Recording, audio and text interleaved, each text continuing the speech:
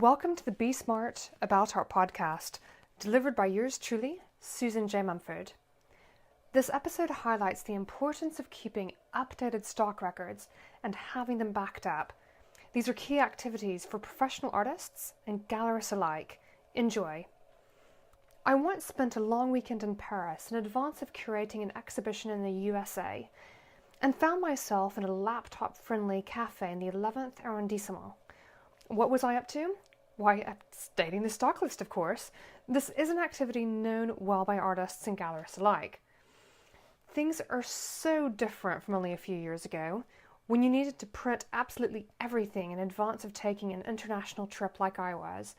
Not only that, you no longer need to lug about a quote-unquote stock book. I mean the physical thing.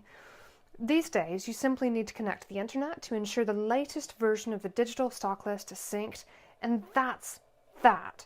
That's providing you've taken the plunge to use technology for this important art business activity of keeping stock records up to date. Kind of, what do you have available?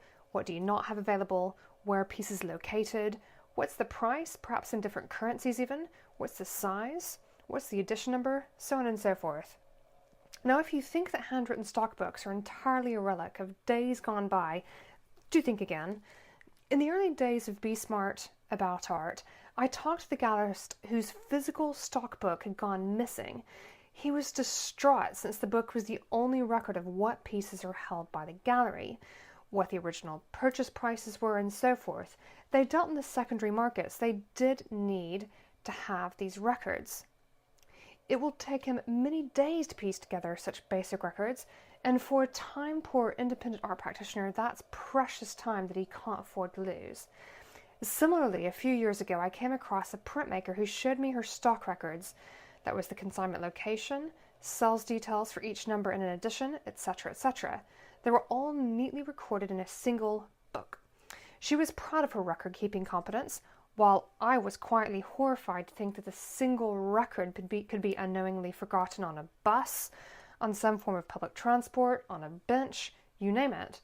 Why weren't these details saved onto the computer, at least at minimum?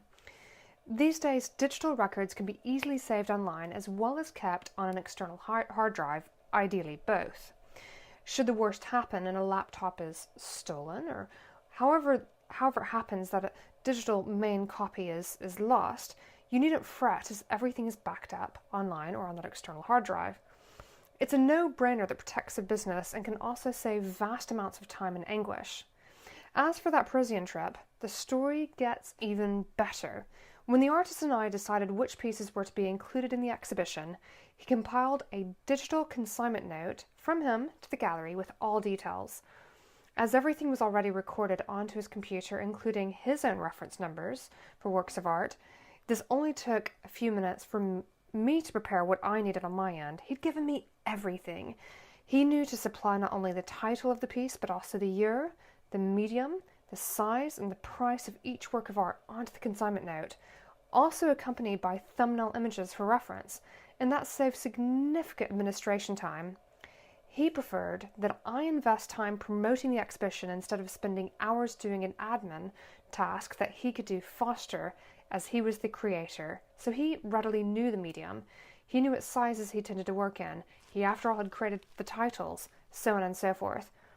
Not needing to spend time working out details for each work of art, we took the opportunity to record a video for use for show promo. Furthermore, we filmed the artist in action in the studio. This fascinating piece of video was placed onto YouTube, supported by an online marketing campaign, driven by all collaborators, the artist, the venue partner, and curator alike.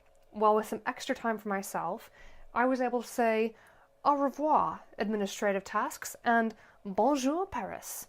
Many thanks for listening. Stay tuned for future episodes and browse previous editions. At Be Smart About Art, we're here to help you thrive in a changing art world. Art is your life. Make it your living.